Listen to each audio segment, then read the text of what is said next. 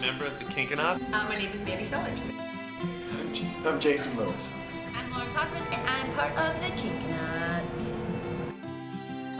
Well, I started improvising in 2005 and was working in Toronto, and I actually got a job offer to move out to Western Canada.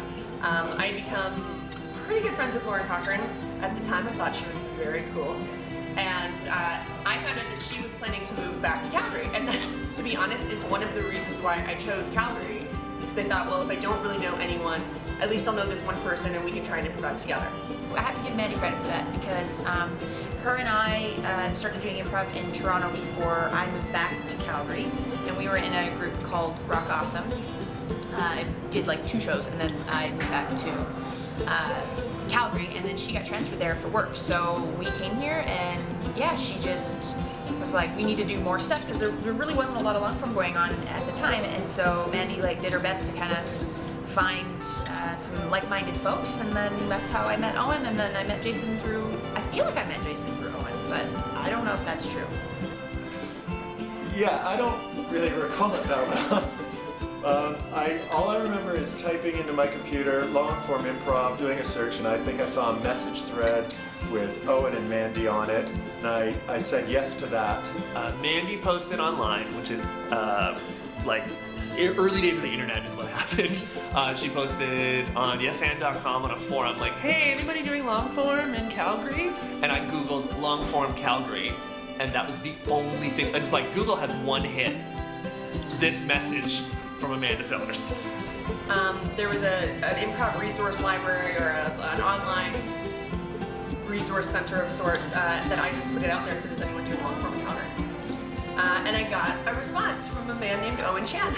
So then I just messaged her back, and then we were like, we were planning to meet up, and they were Mandy and Lauren were doing a show with the guild, and they were like, oh, well, come and see the show, and maybe you guys can even be in it. And then I decided to also go to the Loose Moose and see about doing a bit of short form, just trying to get more involved with the community. But then Mandy and I ended up meeting earlier at a Loose Moose volunteer orientation. We're the only 2 there. We're sitting in an office, and I'm like, oh, I'm Owen. And Mandy was like, are you this Owen? And we were like, oh, what? And Owen was there that day. So we ended up meeting each other, having talked through the internets. And I remember both of us were sort of, seeing what Loose Moose was doing, but, wanting to do something more like, New York or Chicago style improv. And I don't know how Jason ended up in the mix. I don't think I was at the inaugural Loose Moose meeting, but somehow I met them and we talked. There might have been food and drink involved. Yeah, I don't remember anything until we started practicing in Jamie's yoga place. In Owen's friend's Jamie's apartment, which also doubled as a yoga studio. So, and that's sort of how we started. And then we were like, let's do long form. So yeah. Cool. I loved that the place was so creepy that there were literally mob ties to the ownership of this place. The guy I was dating and living with at the time, he was a huge Leafs fan. He got super drunk one night and came with his friend to our show and started heckling us during the show. Packed place, like standing room only, and people, just in all walks of life. Like, Calgary's a very diverse city, and there's people who are really into the arts, who have never watched any live theater ever, and they're there standing in the back drinking beer, having a good time, and that was really cool to feel that and have that.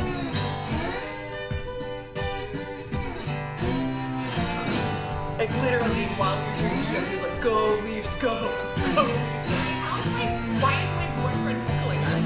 It was not a funny story at the time, but given sort of the 9 years now that it's taken place, it's literally one of the most ridiculous things that my significant other was the one heckling us in our basement Boston piece of shit. Oh, there was a guy that lived there, it's not a residential property, and the guy that lived there had this dog that would bark all the time, and Owen had this thing where he was he had a really frank discussion with the guy about hey, is it cool if you're not here with the dog because we don't want a dog barking on our set. I mean, we already had to compete because the Boston Pizza was above us, and there was I think a sewer or a drain pipe, so there'd be a quiet moment, and then all of a sudden flush, and then water flowing by. And yeah, there's a guy in the basement, and then there was, I think what I appreciated most was there was a collectivist attitude towards it. Each of us would take parts of it that generally we were good at. Lauren was killing her marketing, and Mandy was more kind of the producer. Owen would get some folks, and then I would show up. So you did nothing, is that what you're saying? I bought a cash box, I think, and I was really into counting money. But Lisa, Lauren's sister, would do the front, and then I would just kind of hover over afterwards and then count up the money. And you know, like the fact that we got like $60 for making silly jokes on stage made me really, really happy. So Lauren and I spent a summer in Chicago, and we did the IO intensive, and came back to Calgary, you know, super jazzed. I think we were starting to do a little bit more stuff. I went through a bad breakup and decided to go back to Toronto. So immediately after I left. Well, we didn't initially teach. I think it took about 2 or 3 years before we started, and it mostly came out of the fact that there is a solid 6 or 7 people that came to a lot of our shows and really liked it. And you know, some of them had taken drama in high school and little things here and there, but they wanted to learn more about long form. Because as I said, there wasn't really a lot in Calgary. It was really dominated by loose moose and a lot of short form and theater sports games, which is totally awesome. But long form is a little bit of a different perspective and angle on the same art. So to have people who are interested in that, and then I think we taught it at a community center in like a hockey change room. Like I remember it had like the soft floor that you could wear skates on. So if you wanted to come to improv class in Blades. I think Mandy had left by that point, and so and Lauren was in and out of town. Like she was, you know, going to LA for this, and like popping to Toronto for bits and pieces, or Vancouver maybe. That was before Vancouver, but so yeah, it was like me and Jason. Jason just had a baby, so we were like, oh, well, Lauren's going out. So we were just like, we have to get more people. We have to get more people to do improv with, because you know this isn't gonna last without people, and I don't want to do improv by myself. So I taught the first class in Skate Shack, which was awesome. 12 people, really fun. And then Lauren taught the second class, which was a whole other group of people, which was amazing. And I remember when I finished that first class, 4 weeks, 12 people, and I was like, cool, thanks guys. And they're like, so next week? I was like, well, that's the last class. So, and they're like, no, we're not done. We want to do it next week. And so like 11 out of 12 people were like, no, we're coming back next week and we'll bring you money and you're going to teach us some more. Yeah, it was mostly, I think Owen taught the first one, and then there was like a second level, so then I don't remember the order, but me and Owen basically taught the first 2 levels, and it was, for the most part, I think the same 8 or 9 people. Like, there's also this other piece of it where none of us were like, we're gonna do this full time. It was always like, nobody goes out of pocket, don't ruin your relationship over this. So it was designed so that people could contribute at the level they were able to contribute at. And I think that forced more people to get involved if anything wanted to get done. Somebody comes along, oh, we should do this, great, well, do it.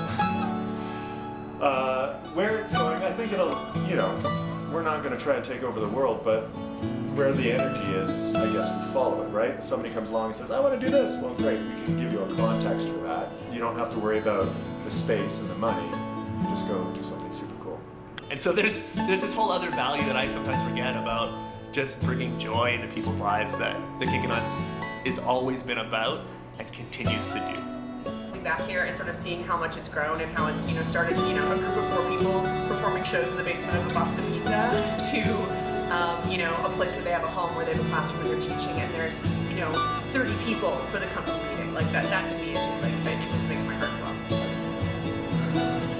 The fact that we're going 10 years now, and it's not a troupe anymore, it's a company, and there's, you know, 30 plus people involved, and everybody has different backgrounds and different levels of experience, but the unifying moment of it all is that everybody wants to do good quality, awesome shows. And so the fact that 4 people found 8 people, found 60 people, found, I don't know, the multiplication tables, but you know, it kept going from there. So yeah, I think the Kinkonauts is the place where anything improv can happen, and it does, and it will continue to do that.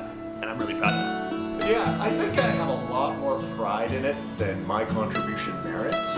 So I got like, this is an amazing thing and we birthed it, but there was a lot of people that just kind of cottoned on to this idea and contributed a lot more than you'd think anybody would for, you know, just a little different. I've heard you stand in the back and go, you say to one of the other members, you say, we made this. Yeah, like. What does that mean? But what does that mean? Yeah. Because it's one of my favorite things to do is stand at the back of the theater and watch folks that are new to improv or folks that have been with us for a long time, and they're up there and they're getting laughs, and the audience is warm and the place is too hot, and they're like, ah, this is perhaps the most productive thing I've done in my life.